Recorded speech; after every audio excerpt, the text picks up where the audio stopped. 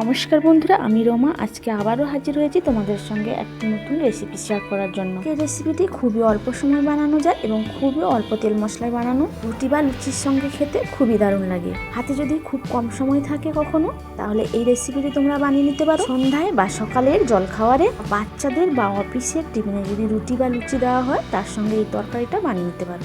তো আজকের রেসিপি নিরামিষ কুমড়ো আলুর তরকারি। তো চলুন বন্ধুরা, রেসিপিটি শুরু করা যাক। এই রেসিপিটি শেষ পর্যন্ত দেখার অনুরোধ রইল। আর যদি ভালো লাগে তাহলে লাইক, কমেন্ট, শেয়ার অবশ্যই করবে। আর পাশে থাকা বেল আইকনটি প্রেস করে দিবে পরবর্তী নতুন ভিডিও আপডেট পাওয়ার জন্য। প্রথমে উনানে কড়াই বসিয়ে দিয়েছিলাম, আর কড়াইয়ে তেলটা দিয়ে গরম হতেই ফোড়নে দিয়ে দিব 1 চামচ 5 ফোড়ন, কয়েকটা কাঁচা লঙ্কা চেরা, একটা তেজপাতা, দুটো মিডিয়াম সাইজের আলু ডুমু ডুমু করে কেটে ধুয়ে রেখেছিলাম, ওটা দিয়ে 2 মিনিট ভেজে নিব। দিয়ে দিচ্ছি পরিমাণ মতো লবণ।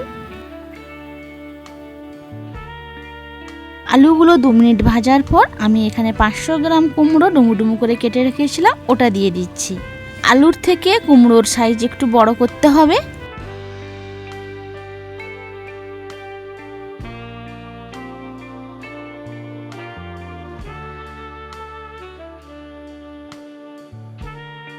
দেখতেই পাচ্ছ বন্ধুরা, আমার কিন্তু এখানে কুমড়োর আলু ভাজা হয়ে গেছে।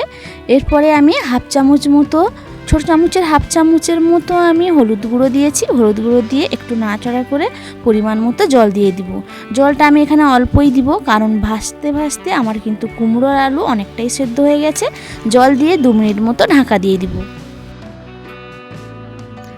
এবার 2 মিনিট পরে ঢাকা খুলে চেক করে নিব আলু আর কুমড়োগুলো কতটা সেদ্ধ হয়েছে। তো আলু আর কুমড়োগুলো আমার এখানটায় সেদ্ধ হয়ে গেছে। একটু খুন্তি দিয়ে চেপে চেপে আলু আর কুমড়োগুলো কেটে কেটে দিতে হবে। কেটে দিলে তরকারির ঘনত্বটা একটু বেড়ে যাবে। তারপরে দিয়ে দিতে হবে পরিমাণ মতো মিষ্টি। একটু নিরামিষ তরকারিতে মিষ্টি দিলে তরকারির স্বাদ একটু খুবই ভালো হয়। তারপরে নামানোর সময় দিয়ে দিচ্ছি হাফ চামচ মতো জিরে গুঁড়ো। চিনি ও জিরের গুঁড়ো একসঙ্গে খুন্তি দিয়ে আর একবার নাড়িয়ে নামিয়ে নিতে হবে। তো আমি নামিয়ে নিয়েছি একটি পাত্রে। তো তোমরা দেখতেই পাচ্ছ কতটা সুন্দর হয়েছে। কম তেল এবং কম মশলায় এই রেসিপিটি বানানো হয়েছে। তো এই রেসিপিটি লুচি বা রুটির সঙ্গে খেতে খুবই টেস্ট হয়। তোমাদের কাছে অনুরোধ রইল, বাড়িতে একবার এই রেসিপিটি ট্রাই করে দেখবে।